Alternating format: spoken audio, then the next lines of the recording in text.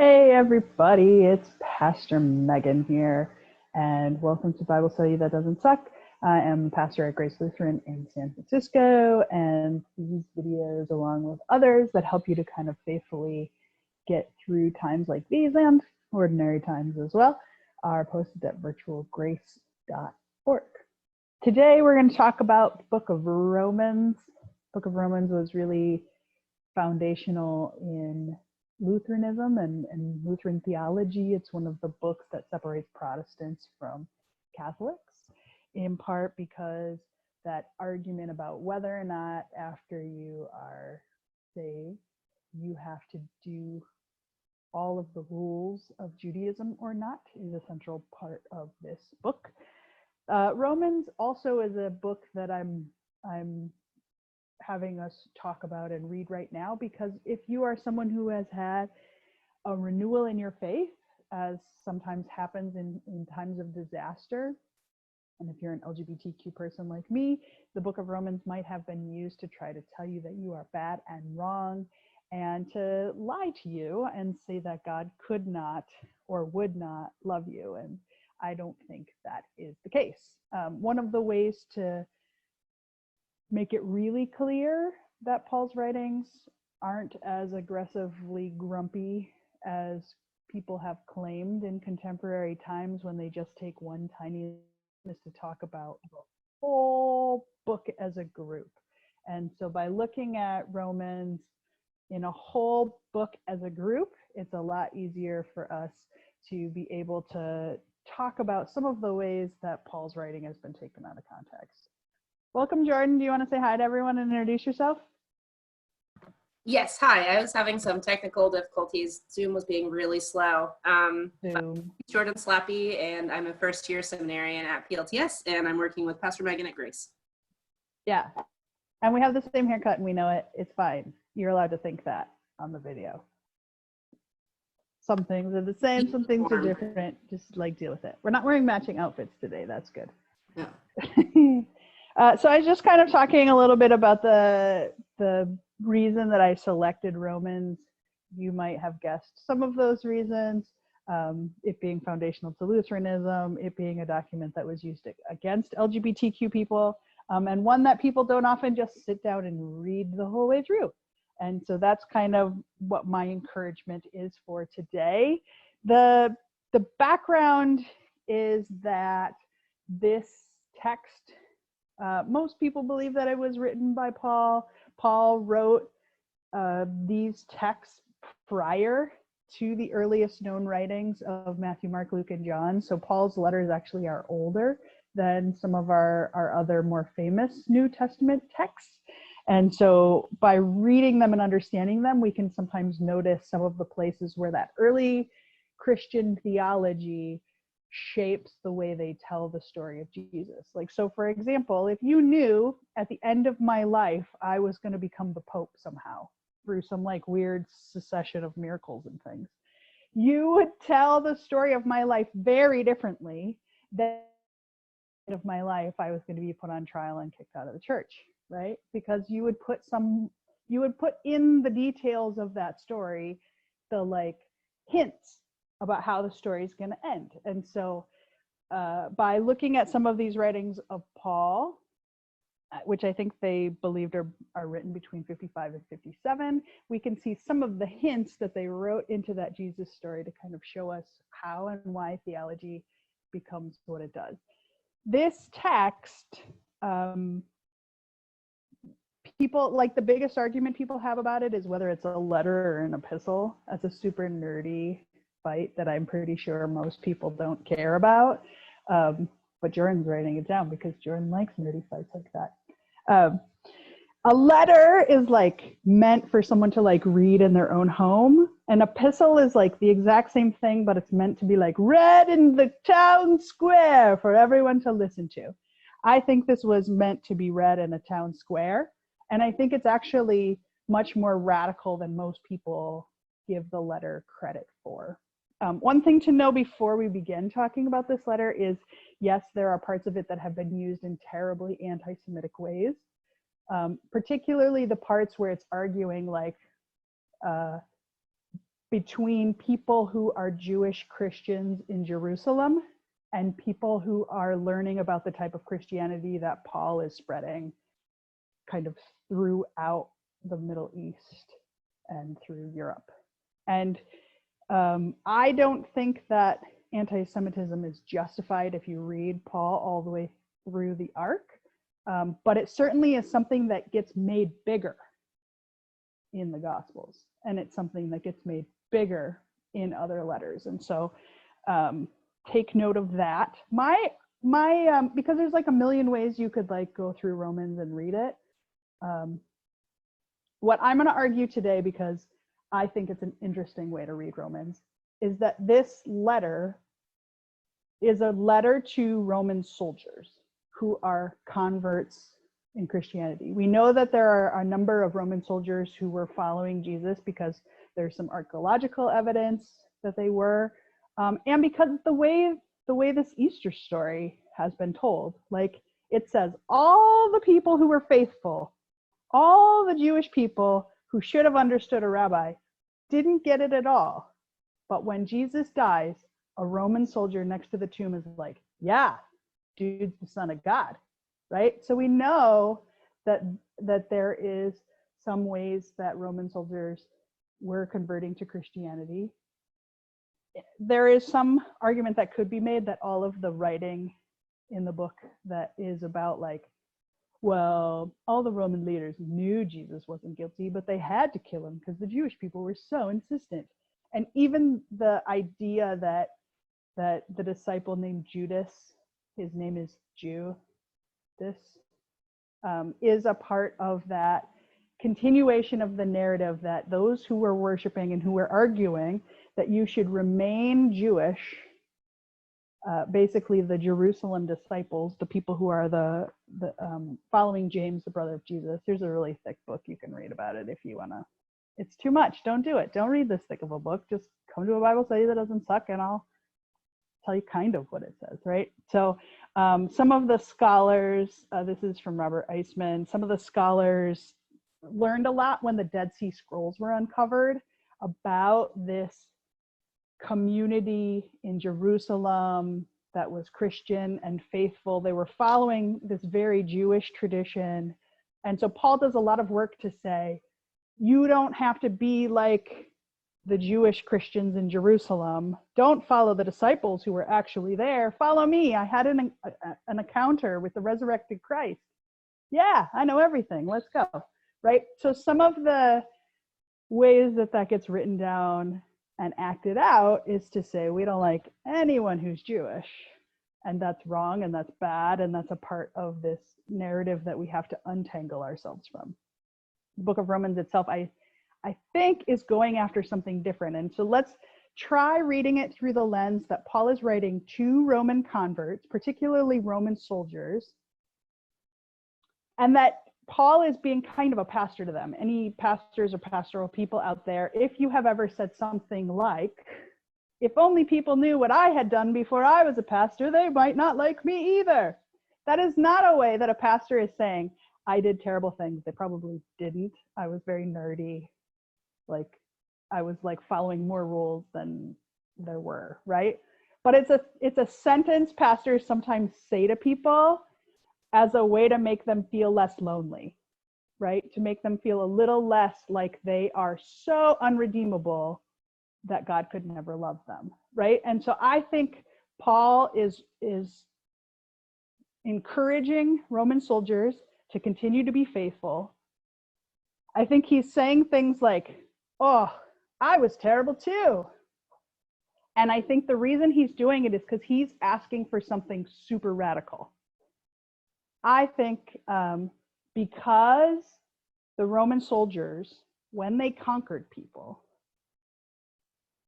they killed the men and they put the women in slavery and forced them to do sexual acts that were not consensual. We know this because we have a lot of archaeological evidence that is preserved in Pompeii, right, where it just got frozen in time. Yes, Pompeii happens 20 years after this letter is written, but the letter kind of makes it seem obvious that this was going on, right? So Paul's going to write really explicitly, and sometimes in like obvious metaphors, like Paul's going to talk about members a lot in this letter. And I'm going to suggest to you that Paul is literally talking about Roman soldiers using their members to be unjust to people who they had forced into sexual slavery, a number of them being Jewish women. And that Paul is arguing, right? Paul's overall goal, we know from all the letters, is that everyone be celibate. Paul is not a fan of sexuality. Paul thinks Jesus is coming back, like just keep it in your pants, because then you won't get in trouble. And then when Jesus comes back, we'll all be fine, right? So there's no argument for like there being a healthy sexuality within Paul's letters. It's just like, don't do it, right? I believe that Paul is making a case that Roman soldiers need to be in control of their members and free people from slavery, specifically sexual slavery. So a lot of the language that Paul's talking about in the beginning of the letter about slavery is not accidental language. It's being shared with the precise people who were enslaving people. Now, being a Roman soldier during this time didn't necessarily mean you like signed on to all of the bad stuff that Romans were up to. Being a Roman soldier could have been your way of staying alive when they're killing all the men and then taking their wives and making them slaves, right? Because there was a rule that if you were a Roman soldier for 25 years, you would gain citizenship, right? In the same way that we have a history in the United States of people who, if they choose to make this sacrifice and be soldiers, they then can gain citizenship. Or people who are living in poverty can then gain access to education that they might not have been able to gain access to. This was a form of die or be a soldier, do these bad things, or not only will you die, your wife is going to be taken into slavery and have terrible things done to her for the rest of her life, right? So Paul's making an argument. You can be a Roman soldier, just like cool it with the raping and pillaging. Like here's how you can draw that line between working for an evil conquering force and sucking less, right? So Paul in this letter is going to say, he's going to talk explicitly about conquering. And I don't think it's a metaphor. I think it's about what the Roman soldiers were up to. He's going to talk explicitly about sexuality. He's going to talk explicitly about members. And then he's going to say, you can follow Caesar. All people should follow the rules of their conquerors. However, just keep it in your pants, right? So I think Paul is making a very radical argument to end slavery for women who did not have consent and male slaves who did not have consent over what was happening to their bodies. And he's trying to argue ways that people can not be killed by having to be a part of this Roman occupation, but a way that they can also live as Christians. So like be the best they can with their crap situation, if that makes any sense. So let's go through each chapter and see how that kind of goes through. And we're gonna, just for this one time, read it with this lens of Paul is explicitly talking to Roman soldiers to try to end slavery. So chapter 1, I love the beginning, that this is not a letter like to just Christians or faithful people. I love that it's to all of God's beloved in Rome. That's so awesome. Like anyone out there would be like mad if someone wrote you a letter like, hey, God's beloved, what's up? And this is part of why you know that this is not a letter where Paul is condemning people. Paul's not being like, the way that you live in the world excludes you from God's love forever. This is a letter to God's beloved. That part is not going to be debatable. We're not going to debate who God loves and if God can love people who are terrible, right? So he's also going to claim that people who think they're wise are actually fools. So this is the part where if you think what I'm saying is super smart, good luck with that, because those who are wise are fools. But so let's just name that, right? There is in this first chapter a couple of verses that have been used to say that being LGBTQ is wrong, because there's a section that talks about people lying unnaturally in ways that are not natural to them. And this can be problematic for people, because what is natural sexuality? Paul doesn't define it, because Paul doesn't believe any sexuality is good, right? That he's like, put in your pants, right? The answer is going to come in chapter 14, and it would mean more if our version in the English ended the same way as the oldest copies did at the end of chapter 14. But instead, later editions tacked on chapter 15, oh yeah, and this other stuff. And then chapter 16, which was like, oh yeah, here's who's in charge. Those two chapters make it a little less obvious that what you're supposed to know. At the beginning, you start with this judgment of there are people who are unnatural, that these are the kinds of people who are bad. Chapter 14 makes it really clear there is nothing unnatural in and of itself. It is only made unnatural by those who think it's unnatural.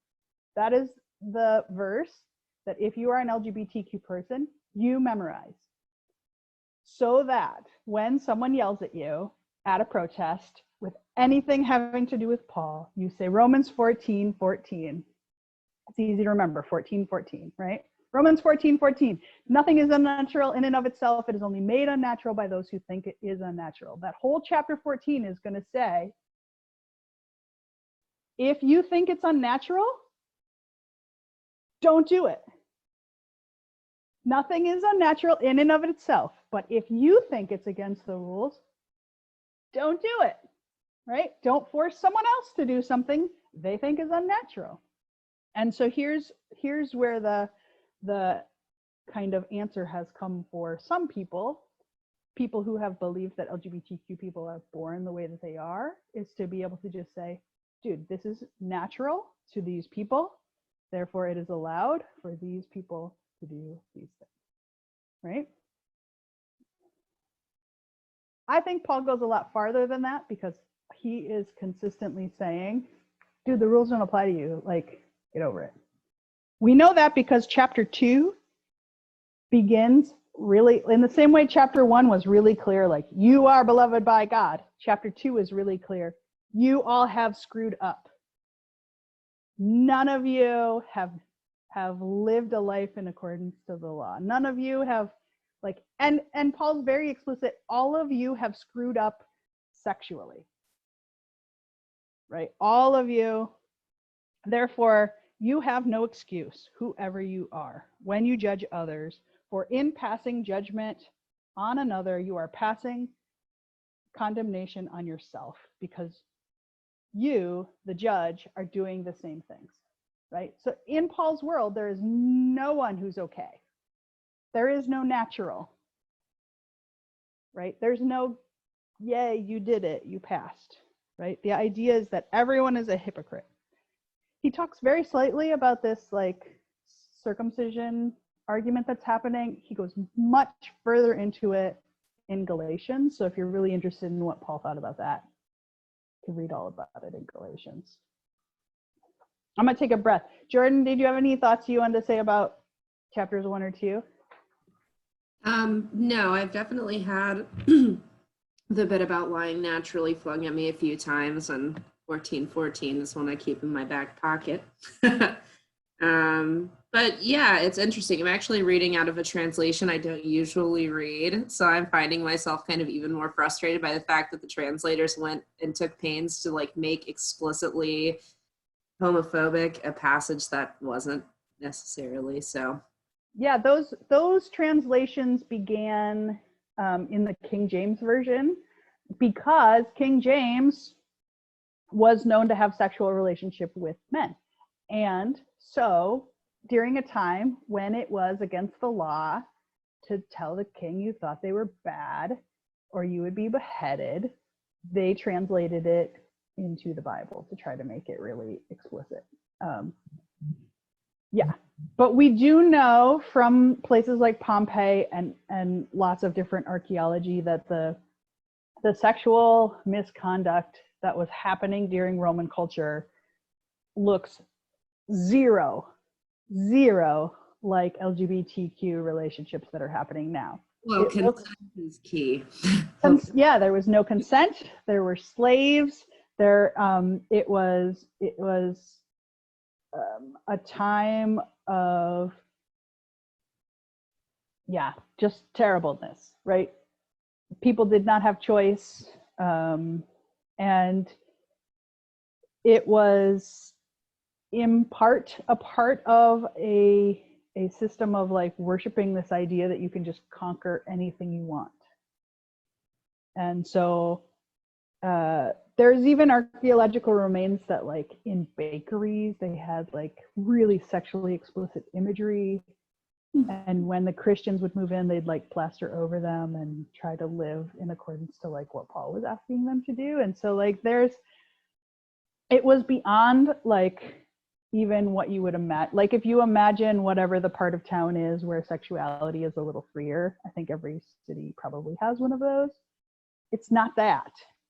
Imagine it being like grandmas, because they were enslaved. Like you take all the women, you kill their husbands, you move them to a different country where they not only can't consent, they don't speak the language, right? And I would like to say that that doesn't exist today, but we do know that there is still sexual slavery in the United States. I think over 300 are estimated to live in San Francisco here alone. And so we do know that it is still a problem today. It's not the same, but it is connected to like this line of terrible stuff, right?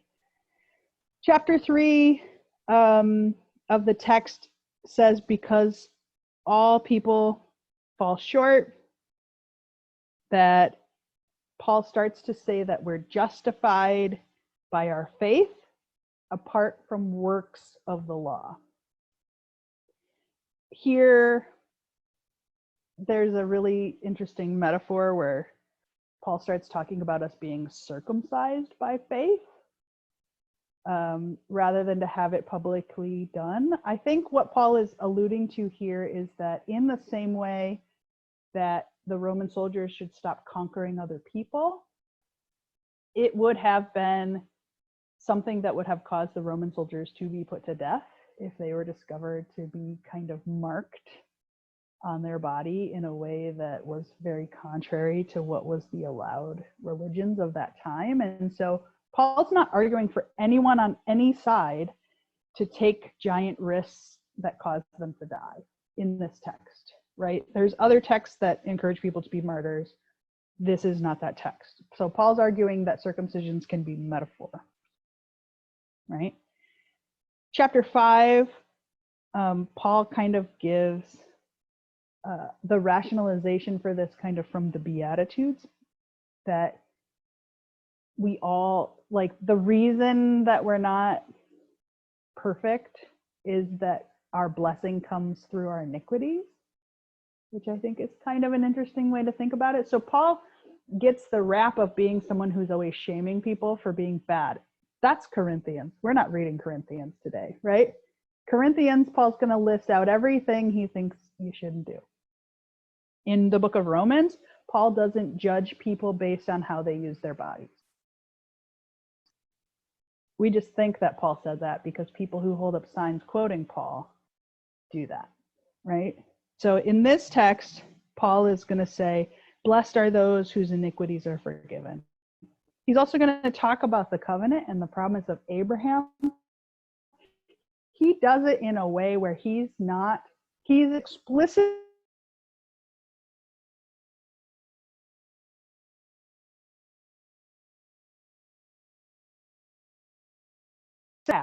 still exists.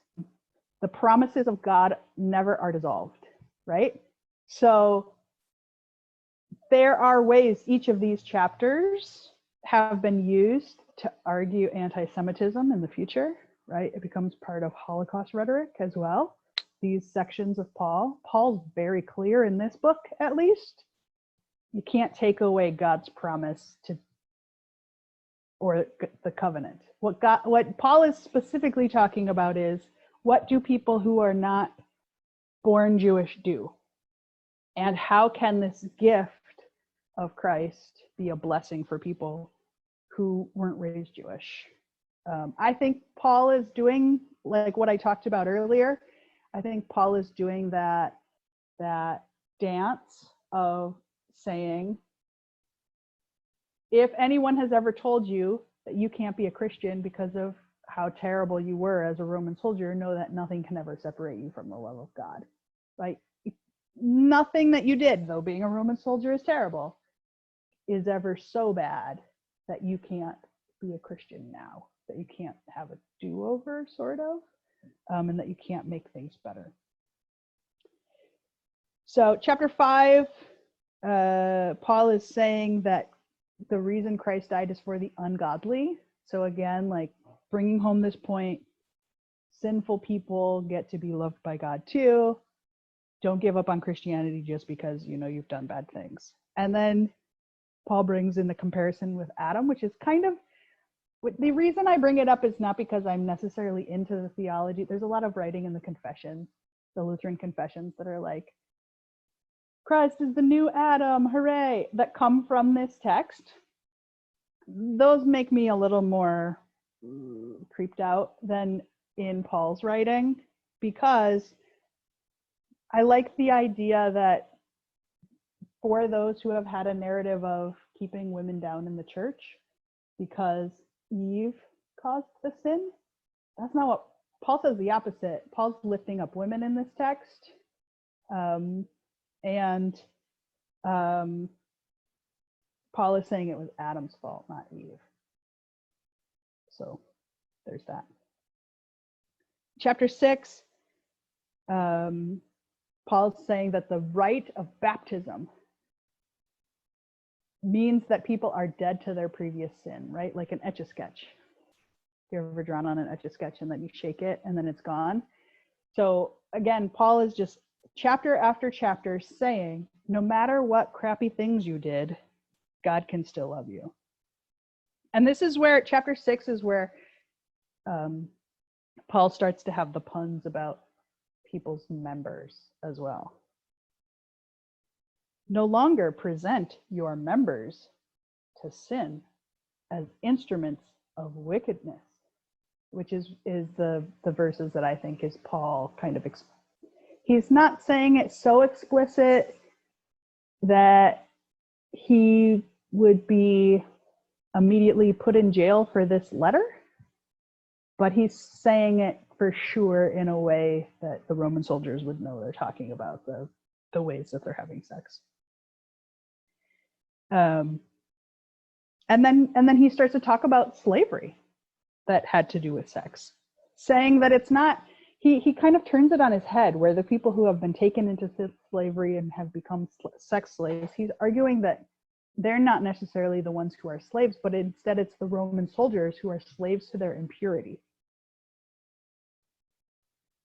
which I think is an interesting argument.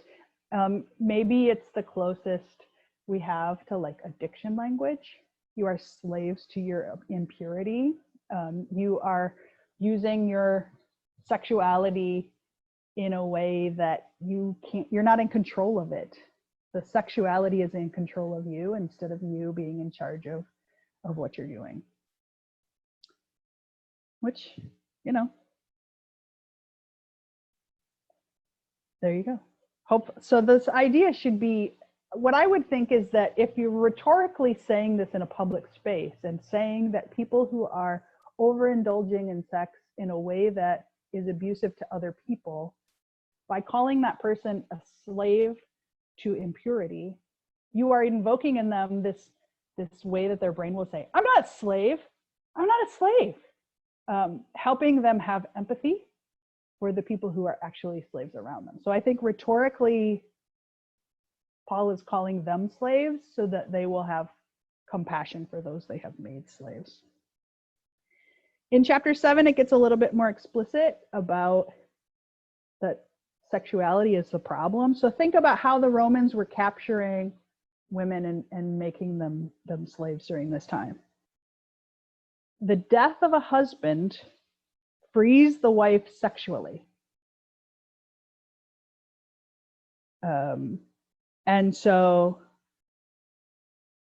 what Paul is doing is saying, you have used this law that says that sexually you're not doing something wrong because their husbands are dead. You killed their husbands. So, you kind of forced that. And so in the brain of the person who just said, I'm not a slave to my impurity, Paul is arguing that they died to the law through the body of Christ. So you want to not be a slave anymore? Believe in Jesus. You want to not be a slave to your sexuality, to this culture of raping and pillaging? Believe in Christ. And then Paul kind of does that thing that pastors do that I kind of mentioned earlier, where he's like, I've done bad things too. I was seized by sin. Paul never actually says what happened, but if you've noticed, when we read the book of Galatians, Paul does this in like every letter, right?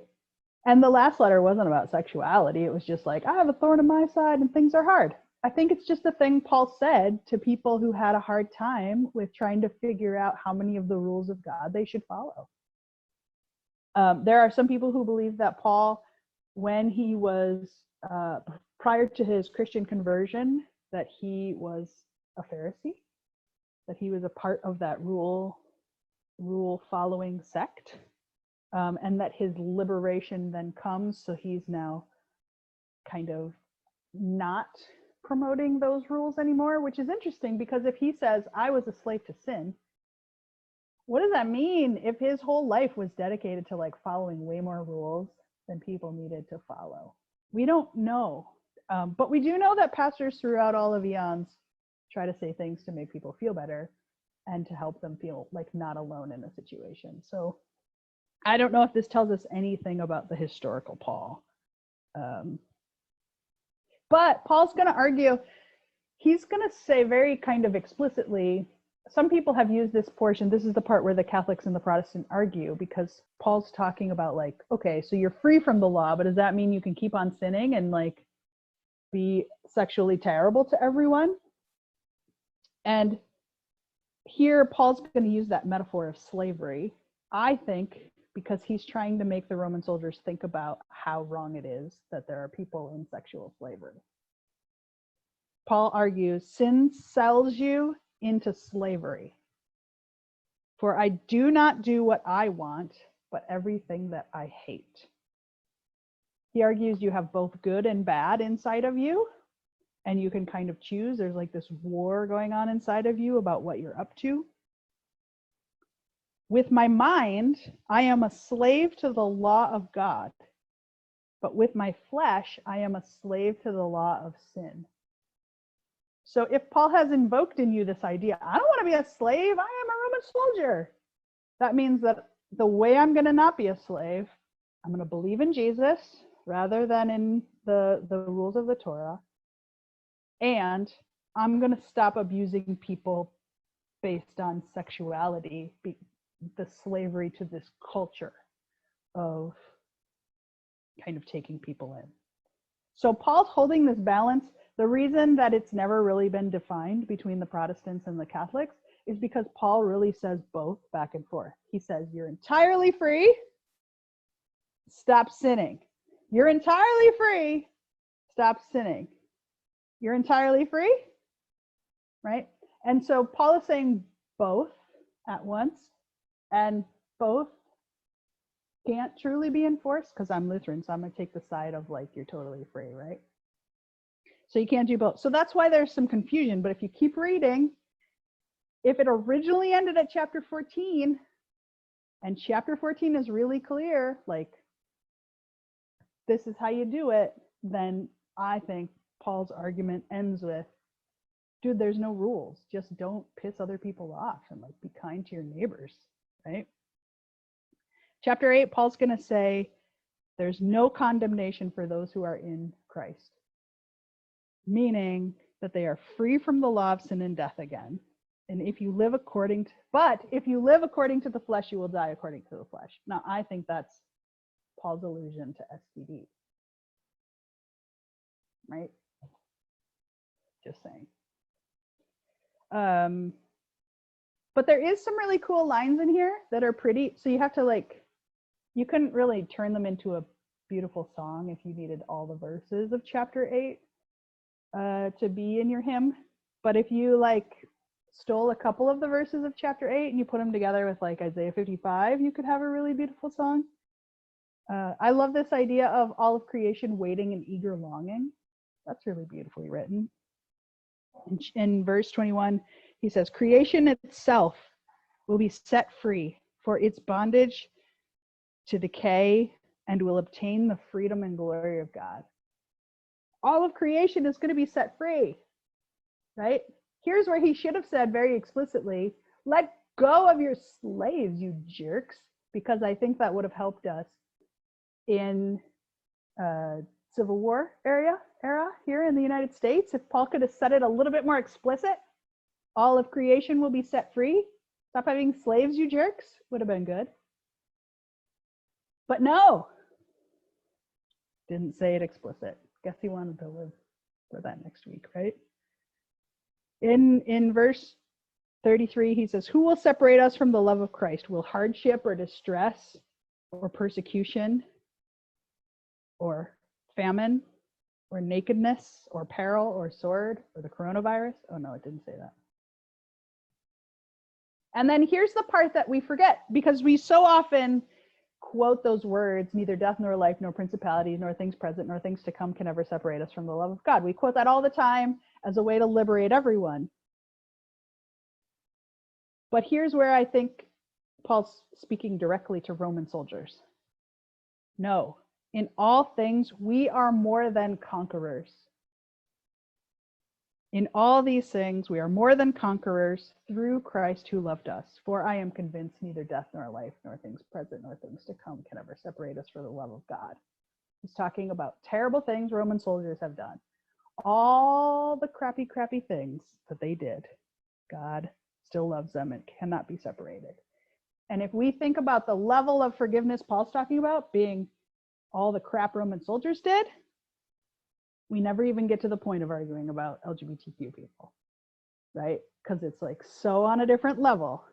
Look up some of the terrible things that they did. There were Romans who murdered their kids out of just paranoia and fear, right? People on their deathbed would slaughter 1,300 people just because if I'm dying, they're dying, right? Not even close on the level. So Paul's really pronouncing this radical forgiveness of Roman soldiers, which is cuckoo-ca-choo if you believe that the oppressors who were so terrible, they killed your Messiah. Imagine 50 years after the oppressors who were the worst terrible oppressors ever, who destroy the temple, the people who destroyed the temple, they're going to destroy it again in 20 years from when Paul's writing this letter, because they're terrible and everyone can feel it coming. But Paul's like, nah, you're good. Jesus's action in the world means that you're good. Can you imagine how outraged those faithful disciples would have been, who were like, no, we're overthrowing the government here, chill out with the telling the Roman soldiers they're fine business. Creepy. What do you think, Jordan? It's interesting to kind of just, as you've been talking, I've been looking at who is let off the hook, so to speak, and what language they're using to release certain people and what this means for other folks, and then some of the underlying presuppositions that exist whenever you proceed into things like this. And then on the more modern end, I'm wondering about baptism. I've been thinking about that a lot lately, and salvation and how all that's tied up together, and what in the world this means for people who were never baptized because they either chose not to be or because they'd never heard of it. So then are these people, so it's an It's an interesting, I feel like it raises a lot Yeah. more questions than it does answers. Yeah. Well, as someone who was baptized and told that these words of Romans meant that God would never love me, I love that there are words that say, you have been baptized, no take backs, right? Oh, yeah. And that question is exactly what happens next when the Protestants start fighting with each other, right? Calvin goes down this, if you were never baptized, even if you're a baby, it's because God willed it that way, and predestination. Luther, who is influenced by the fact that he had a child who died, is like, nah, we're not even arguing about that. Like, well, Luther even says that like the tears of a grieving mother are enough yes. to like retroactively, because Luther just talks about it as being a union of water and spirit. Yes. And no, go ahead. Maybe I shouldn't wonder this since I'm in candidacy. No, ponder all the great mysteries of Well, faith. what does that mean for birth if, baptism is the joining of the spirit and water, and like God, the spirit is everywhere? Then are we all like baptized into a human experience just by proxy of being born and pulled out of an amniotic sac? Or are we, so wouldn't that make every other baptism a rebaptism or a remembrance of like an initial baptism? If those are the rules and we're going to like reapply them to different situations, where's the base? Do we have a base? I don't know. Well, here's what I'm going to say to you, and I feel like you're going to hear this a lot in your life. You might be overthinking it, right? Okay, so imagine, so in the same way that Paul is talking about a metaphorical circumcision, a circumcision by faith, right? You don't have to do it anymore. Baptism in Paul's conversation, because remember, Paul was a Pharisee, there was lots of ritual hand washing you had to do every day. So this idea that you could wash yourself one time and take care of all the legalistic rituals of washing and cleanliness, and now there's not people who are unclean who can't be near God, and people who are clean and can be near God. There's no separation between who can be near God and who can't. Think of it less of a prescription of what people who, like, what everyone in the world should do, and more of a like narrowing of what was needed, right? So instead of this idea that you had to go into the mikvah bath every time you went to the temple, and can you imagine if like your job as the like seminarian was to like check under people's nails before we could decide who was like clean enough to come into church? I totally understand like those carryovers and stuff like that. I think we've just taken it too far.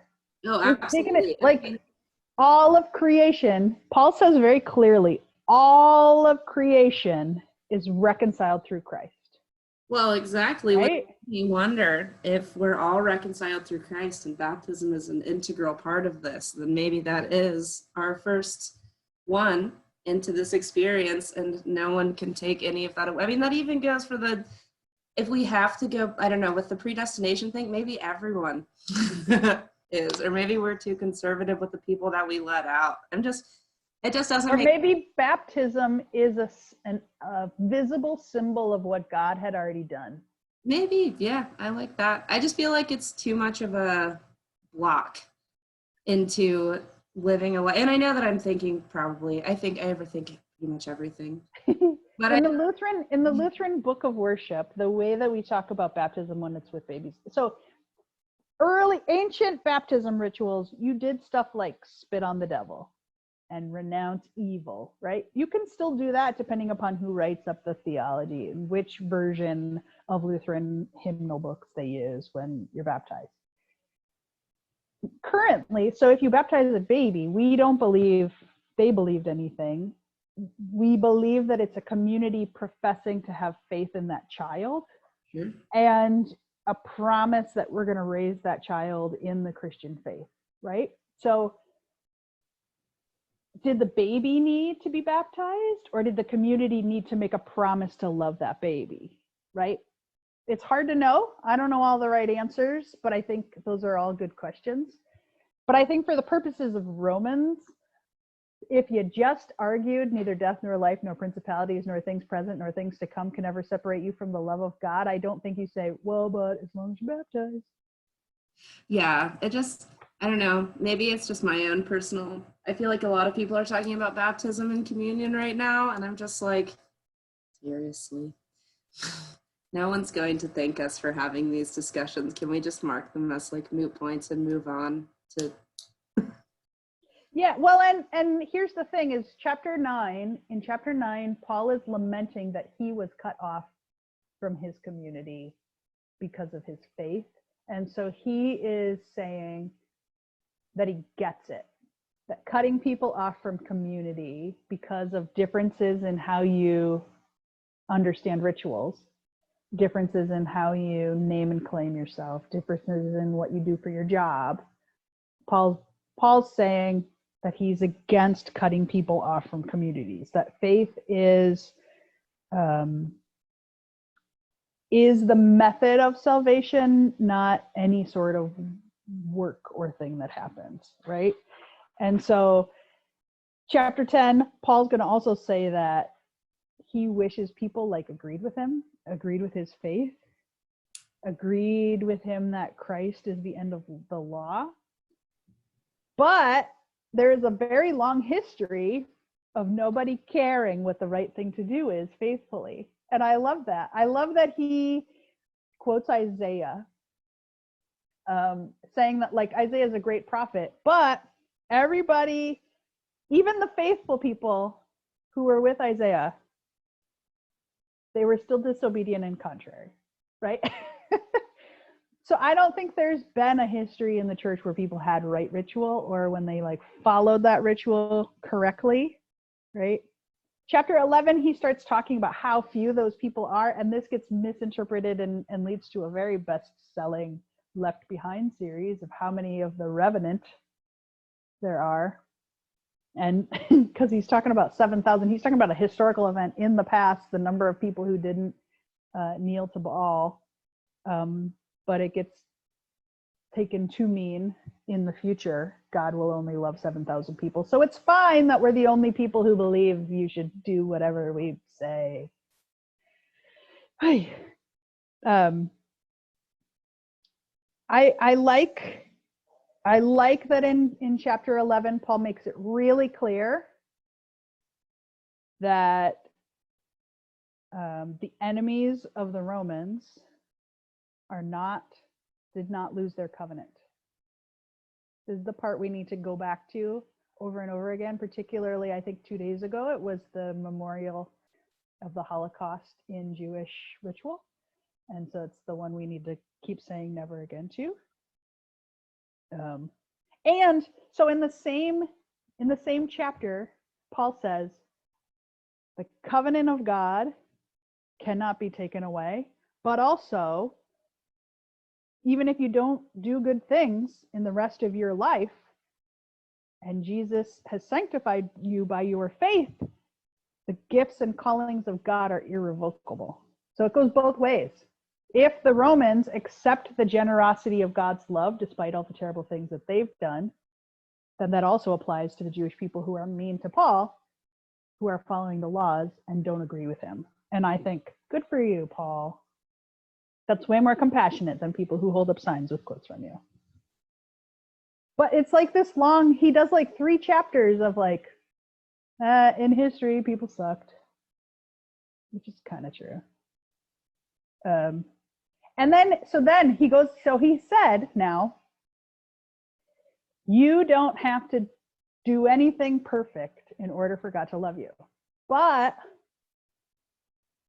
stop sexually taking advantage of people, right? So in chapter 12, he says, your bodies are a living sacrifice, holy and acceptable to God. This is your worship. Your worship to God is to stop using your flesh in ways that enslave and are terrible to other people. We are one body, but many members. And if you don't think Paul's metaphor about members is about the circumcision parts, even though he said that earlier in this letter, the book of Corinthians makes it really clear, because Paul will talk about how women who have chosen celibacy and then their husbands who have not been able to choose celibacy go off and sleep with prostitutes, because those women should like be with their husbands.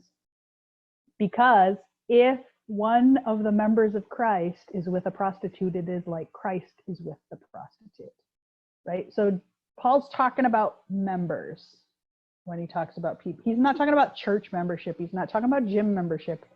He's talking about sexuality and genitals. And he's going to tell you this when he tells you how to live, starting in verse 9. Let your love be genuine, right? Let your love be genuine. Should you just have sex with everyone and promise everyone everything? Let your love be genuine. Hate what is evil. Hold fast to what is good. Love one another with mutual affection. Mutual affection means consent. I have written in this to mean. Outdo one another in showing honor. Do not lag in zeal. Be ardent in spirit. That was not what Roman soldiers were up to. Serve the Lord. Rejoice in hope. Be patient in suffering. Persevere in prayer. Contribute to the saints. Let me just read the rest of it because I think it's good. Contribute to the needs of the saints. Extend hospitality to strangers. Bless those who persecute you. Bless and do not curse them. Rejoice with those who rejoice. Weep with those who weep. Live in harmony with one another. Do not be haughty, but associate with the lowly. Do not claim to be wiser than you are. Do not repay anyone evil for evil, but take thought for what is noble in the sight of all. If it is possible, so far as it depends on you, live peaceably with all. Live peaceably with all? You're going to say that to a Roman soldier who conquers people? Good for you, Paul. Beloved, right? Again, saying like, yeah, I'm chastising you, but God still loves you. Beloved, never avenge yourselves, but leave room for the wrath of God. For it is written, vengeance is mine. I will repay, says the Lord. This would be a really good, there is actually an archaeologist who claims that this verse is written on the walls of Pompeii. And they suppose that the person was writing it like while the ash was coming. So that's kind of cool. Who knows if it's really true or someone read it later, but kind of cool to imagine that. Vengeance is mine. I will repay, says the Lord. No, if your enemies are hungry, feed them. If they are thirsty, give them something to drink. For by doing this, you will heap burning coals on their heads. Do not be overcome by evil, but overcome with good. Can you imagine?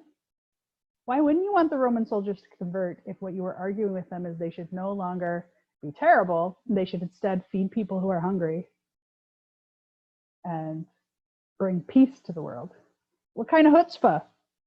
But Paul had to say a lot of stuff about how they were great and God wasn't judging them before Paul could say, stop sucking. He said it kind of more poetic, right? But then it doesn't last, guys. It doesn't last. It doesn't last at all, because in order to not lose the Roman soldiers, all of chapter 13 is about how Christians should follow Roman authority. Right? The Romans should be nicer to those they are conquering.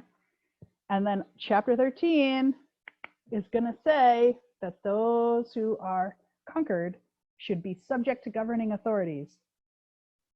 There's no authority but God, and those God has installed as leaders. And pay your taxes. Owe nothing but love to each other. Right? So Paul's kind of doing this dance. Paul's affirming the Roman soldiers.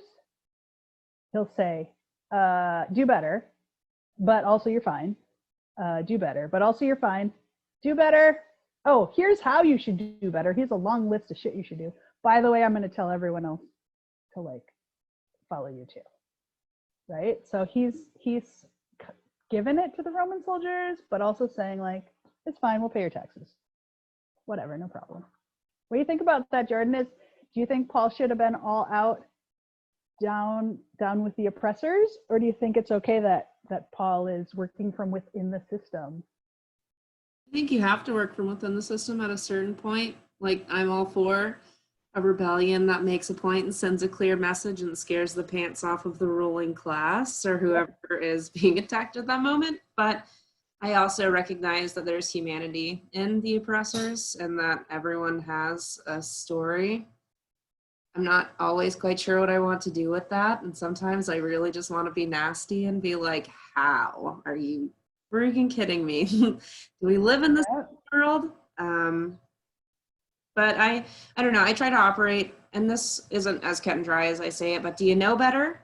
And are you still doing this? Or do you really not know any better and you're just doing what you see in front of you? Because I honestly can't really jump down your throat for that. I can help you see maybe, or try to encourage you to turn your back on that path. But there's a lot more room for frustration if you know you're being some kind of way and you choose to continue acting like that. So that sounds like I'm not gonna like put this on you, but it sounds like someone who might have had a Southern grandmother. It comes from my dad. Yeah. So who was raised in the South. That's my dad's MO. So I've picked that up. And it doesn't always work. Sometimes I can't always be kind to I choose not to be kind to those people who I know don't know any better. And then sometimes I don't know, but there's just so many different circumstances and you can never know what's really going on in someone else's head. So I respect Paul and he had knowledge of the institution, it sounds like, by all counts. So if anyone was going to do that, he sounds like someone who knew the right way to say stuff to actually make some changes. So yeah, people on the inside and the outside. Yeah, it's very contrary to cancel culture. The idea that it's like all or nothing. If you were terrible, you said a bad thing once in 1984, that means you can't ever be a part of anything, right? And so that's not what's going on in the book of Romans. And it's another part of the reason that I think like reading it all the way through can be really instructive to the church now, because rhetoric is hard right now.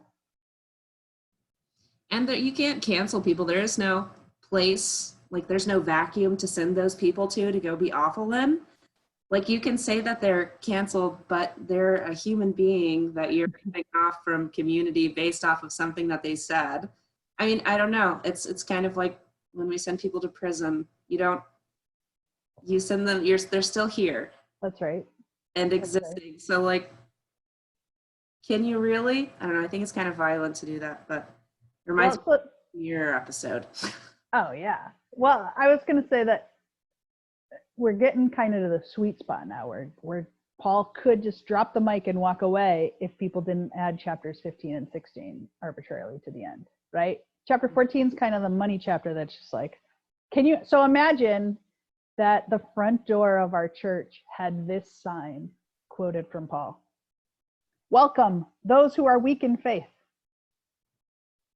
Right? So many people think that they can't go to church because they don't have enough faith yet, or they're whatever. Welcome those who are weak in faith. There's a whole lot of writing in the Lutheran Book of Confessions, particularly about communion. There's a lot of, it comes up now because people are like, well, can you have communion on the live stream, or do you have to be there in person? And what if people don't treat it the way you're supposed to? There's a whole lot of writing in the Confessions about this very sentence. They loved Romans. They quote it a lot in our Lutheran confessions. And it says, be free and generous with how you distribute the communion, because communion is especially for those who are weak in faith. Right? And so welcome all you who are weak in faith, like yours is the kingdom of God, right? We do not live to ourselves. We do not die to ourselves. So Paul is really arguing to the Roman soldiers, like, you are at the top of the totem pole, right? You could live it up. You don't have to care how it feels for the slaves. You don't have to care about the damage that's done when your members are off conquering, right? But Paul is explicitly saying, you do not live to yourself. You do not die to yourself. You need to think more about the community and how your actions affect other people. when after Matthew Shepard died, I was a student at Augustana College in Sioux Falls, South Dakota. And there's these stairs that go up to the cafeteria, and we put up a like National Coming Out Day poster. As the president of the GSA, I know, shock to everyone in the world. The Gay Straight Alliance, for those who don't know what that means. And on the poster, people started writing Bible verses about how it would be better if a millstone was hung around our neck because we caused little ones to stumble. And it's a reference to chapter 14, verse 13, about not causing stumbling blocks for other people. And what for me was really frustrating as someone who I was a religion major, probably because of this, like because I needed to figure out a way to explain what I knew in my gut to be true to people who had a more narrow vision of God's love. It always bugged me that they had written a verse to try to condemn LGBTQ people when the answer to their complaint was the very next verse in the book, right? Woe to you, to anyone who causes a stumbling block for anyone else. The very next verse is that one I told you to memorize, 14:14. Nothing is unnatural in and of itself. It is only made unnatural by those who think it is unnatural. Just saying, because you can't like just read the next verse, dummy, because then you've like screwed up that whole like love your enemies stuff. Verse 19, let us pursue what makes peace. Excuse me. Let us pursue what makes peace for the mutual upbuilding. What if it ended there? What if it ended that we should make peace, right? Wouldn't that be cool? Wouldn't it be cool if this book ended with, but those who have doubts are condemned if they eat, because they do not act from faith. For whomever does not proceed from faith is sin. Like, just like do what's in your gut, yo. But no, it goes on to chapter 15, chapter 16. Chapter 15, I think they added because they were like, what do you mean, do what I have faith in? What does that mean? We need to know how to live. So chapter 15 says we have to build up our neighbor. And it says it in a less pretty way than that long section I read you from chapter 13. Build up our neighbor, live in harmony, and pray for Jerusalem. That's that James community. Remember the thick book from the beginning? That James community. Pray for those people who followed the disciples and they still think you should be Jewish when really we can be free, and right?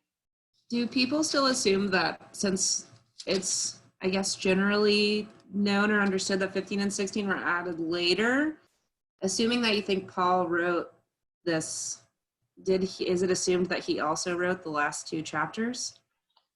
15, unsure about chapter 15. Chapter 16, they think is just like a different letter. Okay. The same people like that came later, and so they just like somebody wrote it onto the end, like here's another letter. I wondered if it was like copy pasted or if someone was like, I'm gonna put on my Paul hat and finish this letter. I think chapter 15 is like chapter 17 of Mark. They're like, but what does this mean that you ended right there? And then people had to like write in what it meant. And then I think chapter 16 is like, by the way, Phoebe's in charge. By the way, Phoebe's in charge. I mean, it's awesome that they wrote down chapter 16. If it was a tiny little letter that was written later, it sounds like there was some sort of conflict in the church. Some people believed one thing, other people believed another thing. And Paul writes a letter to say, she's your pastor.